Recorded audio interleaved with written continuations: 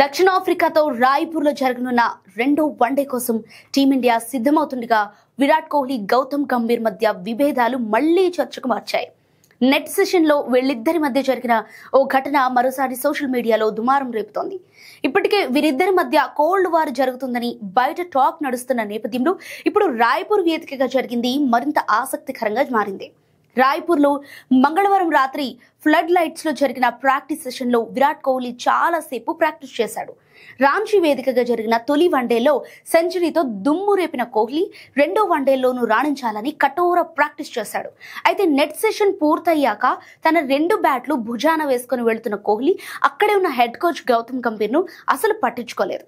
కనీసం కోచ్ తో ఒక్క మాట కూడా మాట్లాడకుండా వెళ్లిపోవటం ఇప్పుడు ఇది ఆసక్తికరంగా మారింది.